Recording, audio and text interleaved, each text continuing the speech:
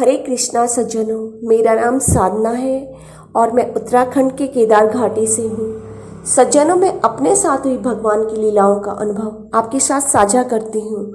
आज इसी क्रम में भगवान की यह लीला है। आज की जो लीला है सज्जनों, उसका शीर्षक है कि भगवान कृष्ण ने मुझे अपनी शरण में क्यों लिया। वह इसलिए लिया क्योंकि मैं भटक रही थी। मैंने सभी देवी देवताओं के नाम पर्चे में लिख तो दिए थे, लेकिन मैं खुद ब खुद परेशान हो रही थी कि कितने घंटे लगेंगे। पहले तो मैं आधे घंटे पूजा किया करती थी, फिर 1 घंटा हो गया, फिर मैंने पर्चा बना लिया, बहुत सारे देवी देवताओं के नाम उसमें लिख लिए और वो नाम बढ़ते ही जा रहे थे। मुझे ये लग रहा था कि ये देवता नाराज़ ना हो जाए, ये नाराज़ ना हो जाए, ये नाराज़ ना हो जाए। और मेरे मन में ऐसा चल रहा था कि कुछ नहीं तो इन सब का आशीर्वाद तो मिलेगा, ये तो और भी अच्छा है। फिर मैं अधिक से अधिक देवी देवताओं के नाम उसमें जोड़े ही जा रही थी और पर्चा बढ़ता ही जा रहा था और मेरी पूजा पूर्ण रूप से 2 घंटे की हो चुकी थी। और गृहस्थी के साथ साथ 2 घंटे पूजा के लिए समय निकालना बहुत मुश्किल हो रहा था। मैं खुद ब खुद बहुत परेशान हो रही थी कि क्या करूं, मैं बहुत समय लग रहा है। लेकिन पर्चा कम करने के लिए भी मैं नाम नहीं ले रही थी कि कम पर्चे में कम नाम रखूं, नहीं। और भगवान के नाम उसमें बढ़ते ही जा रहे थे। अब मेरी व्यथा को देख के भगवान इसलिए प्रकट हुए स्वप्न में और उन्होंने मुझे कहा कि मेरी शरण में आओ। ये सब इसमें ये लीला है कि भगवान कृष्ण ने मुझे अपने शरण में आने के लिए क्यों कहा। यह लीला 2019 की है। पहले मैं 2017 में आधा घंटे की पूजा किया करती थी। 2018 के शुरू तक ये पूजा 1 घंटे में बदल गई। अब 3 चालीसा, माँ दुर्गा चालीसा, शिव चालीसा और हनुमान चालीसा की जगह में अब 4 चालीसा करने लगी थी। माँ दुर्गा चालीसा, शिव चालीसा, हनुमान चालीसा और विष्णु चालीसा। और इसके साथ साथ मैं विष्णु नामावली 108 के नाम करने लगी थी। आरती तो पूर्व से ही करती थी। अब मेरा समय आधा से 1 घंटा हो गया। मई, जून, जुलाई और अगस्त 2018 में जब नंदी महाराज जी ने मुझे स्वप्न में कैलाश में मरने के बाद भंडारे के लिए आमंत्रित किया, उसके बाद मेरी भक्ति पूजा या इतने ही 1 घंटे की पूजा को मैं भक्ति कह रही, उसके प्रति मेरी श्रद्धा अटूट हो गई। इससे मुझे अपार भक्ति में बल मिला। मैं पूजा के लिए इतनी दीवानी हो गई कि मुझे आज भी याद है, कभी कभी मैं 12 बजे नाश्ता करती। इतनी तन्मयता से मैं पूजा करती कि हर वाक्य का क्या अर्थ है यह उच्चारण करते समय मन ही मन भावार्थ समझने का प्रयास करती। अब मेरे मन में 4 चालीसा को पढ़कर ये भाव आने लगा कि ये 4 तो राजी हैं मेरे से, अन्य देवी देवता को भी प्रसन्न करना चाहिए मुझे। मेरे लिए सभी देवी देवता पूजनीय हैं, किसी को भी मुझे नाराज़ नहीं करना चाहिए।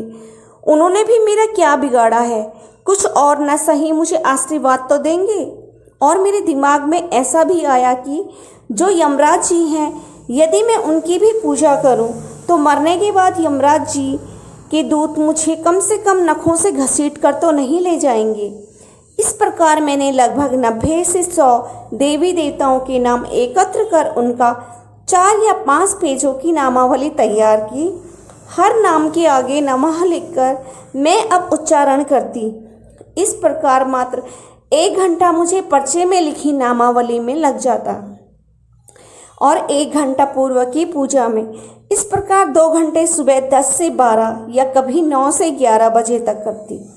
सायंकालीन मुझे 4 से 6 बजे तक वही सब दोहराती। दिन भर उस समय पुराण देखती, सारा दिन मेरा काम करते, भजन सुनती, शास्त्र नाम सुनती, खाना नाश्ता करते समय पुराण देखती। बस यही मेरी दिनचर्या थी 2018 में।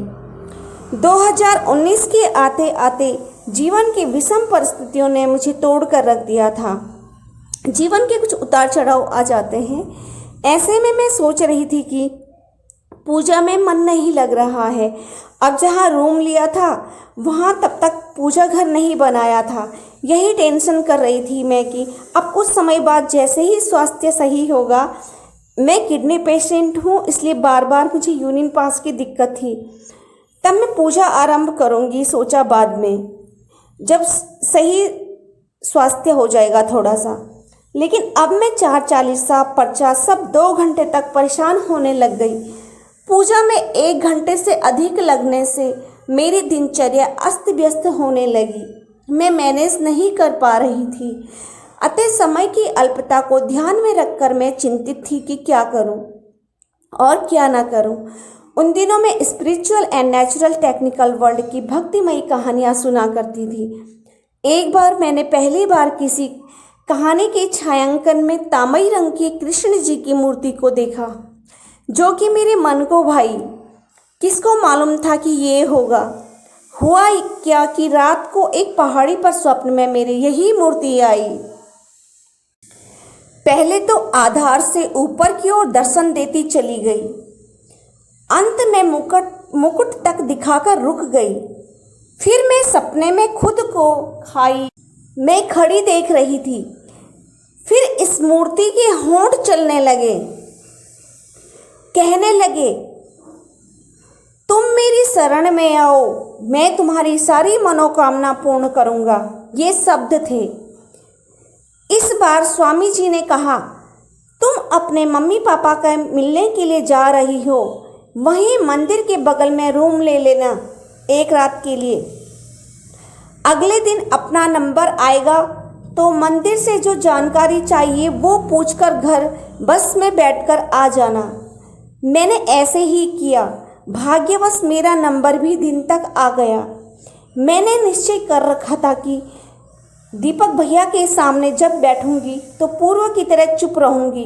पूछूंगी कि बताओ मैं यहाँ क्यों आ रखी हूँ। मैंने ऐसे ही किया। दीपक पुंडीर महाराज जी बिल्कुल ही बागेश्वर धाम जी की धीरेन्द्र शास्त्री महाराज जी की तरह ही सत्य बोलते हैं। वे स्वयं से ही बोलते हैं और वहाँ बहुत भीड़ होती है। इनका बलभद्र प्रभु का मंदिर है और वहाँ के ये स्वयं पुजारी हैं। मैं दीपक पुंडीर भैया के सामने पर बैठ गई और मैंने स्वयं से कुछ भी वृत्तांत न सुनाने का निश्चय किया। जैसे ही मैं दीपक भैया के सामने पर बैठी और मैंने कहा कि भैया बताओ मेरे स्वप्न में क्या हुआ था, तब दीपक भैया ने कहा, उन्होंने स्वयं से कह डाला सारा वृत्तांत। कहा कि जैसे जैसे स्वप्न में हुआ था। मैंने भैया से पूछा कि भैया सारा बताओ कि उन्होंने क्या पहन रखा था क्या नहीं। तब भैया ने कहा कि वो मूर्ति रूप में आए थे भगवान कृष्ण, और कहा कि उन्होंने कहा कि मेरी शरण में आओ। मैंने पूछा दीपक भैया से कि भैया मेरी शरण में आओ का मतलब क्या है, क्या अर्थ है इसका। तब दीपक भैया ने कहा कि जो तुमने वो इतनों के पूजने का पर्चा बनाया है, कई भगवानों का, तुम भ्रम में पड़ी हुई हो कि किसकी पूजा करूं और किसकी नहीं, और कहाँ तक करूं, कितने घंटे करूं। तुम्हारा जीवन अस्त व्यस्त हो गया है 2 घंटे की पूजा से, क्योंकि तुम्हारे पास समय नहीं हो रहा है व्यवस्थित करने का, और तुम इतना बड़ा पर्चा बना करके पूजा करने के लिए बैठी हो। तुम्हारे समझ में तब भी नहीं आया जब देव ऋषि नारद जी ने तुम्हें नारायण की शरण लेने को कहा। ये शब्द थे दीपक भैया के। अब कृष्ण भगवान तुम्हें शरण में लेने के लिए स्वयं आए हैं और कह रहे हैं कि मेरी शरण में आओ, तभी भी इतने 40 इतना पर्चा पढ़ती हो। दीपक भैया ने कहा, मुझे मंदिर के अंदर भीतर झांकने को कहा। दीपक भैया ने कहा कि अंदर देखो, देखो वो कौन है, किसकी मूर्ति है वो। जैसे ही मैंने मंदिर में रखी अंदर कृष्ण भगवान की उस विराट रूप वाली प्रतिमा को देखा, मैंने देखा कृष्ण जी की मूर्ति के अनेक सिर थे। शिव, गणेश, ब्रह्मा, विष्णु आदि उनके विराट स्वरूप के। उन्होंने मुझे कहा कि दीपक भैया ने कहा कि देखो उनका विराट स्वरूप। तब मैंने वह मूर्ति देखी। कहा ये सब एक के ही रूप हैं। जब तुम पूजा करने के लिए भ्रमित थी कि किसकी करूं किसकी ना करूं, तो इनको तुमको स्वप्न में समझाने के लिए आना पड़ा, क्योंकि भक्त के वश में है भगवान। अब तुम सिर्फ कृष्ण की शरण में जाओ। मैंने कहा, प्रभु मैं हनुमान जी को नहीं भूल सकती। उन्होंने मुझे सेवल की सब्जी खिलाई। शिव जी को भी नहीं छोड़ सकती। उन्होंने हमें केदारनाथ में जीवन दान दिया है, साक्षात तीसरे नेत्र के दर्शन भी दिए। मैं उन्हें भी नहीं भूल सकती, कहा। तब दीपक भैया ने कहा कि अरे मूर्ख, मैं उन्हें भूलने के लिए नहीं कह रहा हूँ। कौन कह रहा है उनको भूलने के लिए? कृष्ण में ही उन सबका रूप देखने के लिए कहा कि उन सबको कृष्ण भगवान के ही रूप में देखो। वे कान्हा जी के ही सारे रूप हैं। सब कुछ कृष्ण में ही है। सबको कृष्ण में देखो, उनमें समाकर, कृष्ण में समाकर कृष्ण की पूजा अर्चना करो, सुकर्म करो। इस प्रकार मैंने कान्हा जी को मन में धन्यवाद दिया। कहा, मैं अब आपकी शरण में हूँ प्रभु।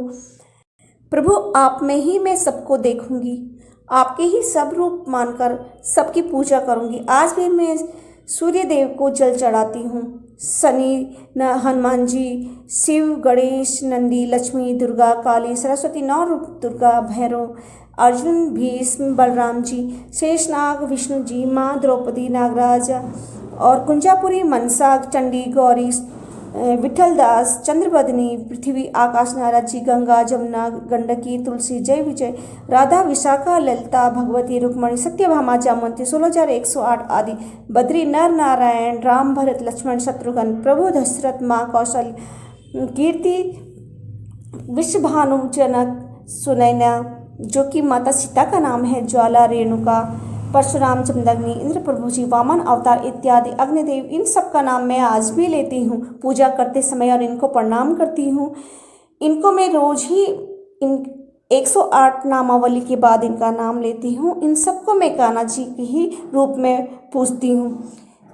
मैं इन सब का नाम इसलिए लेती हूँ जिससे कि मैं पूजा में थोड़ा अधिक समय व्यतीत करूँ भगवान कृष्ण के सम्मुख बैठ के, और भगवान कृष्ण के ही रूप में इनको पूजती हूँ। इसी प्रकार मैं शिवलिंग में जल, दूध, नंदी में भी आज भी चढ़ाती हूँ। इन सब में मैं कान्हा जी को ही देखती हूँ, सबका भजन सुनती हूँ, कान्हा जी का ही स्वरूप जानकर, और आजीवन करूँगी। मैं कान्हा जी से यही कहती हूँ कि मैं आपकी शरण में हूँ प्रभु, सब रूप आपके ही हैं, इसलिए मैं आपके सब रूपों की पूजा करती हूँ। भगवान अपने भक्त को किसी भी तरह से विकट स्थिति में नहीं देख सकते हैं। जरा सा भी विचलित में हो जाऊं तो भगवान इस प्रकार से मेरे पास चले आते हैं, अपनी शरण में लेने के लिए ही, सही मार्गदर्शन के लिए तो आए भगवान। मेरी विकट स्थिति को देखते हुए वे स्वयं आ गए, स्वप्न में ही आए, लेकिन आए, मुझे मार्गदर्शन दिया, और मैं बहुत आज भी मुझे उनकी जो उन्होंने बोला है सपने में, वो मुझे बहुत अच्छा लगता है याद करते हुए। हरे कृष्णा, हरि बोल।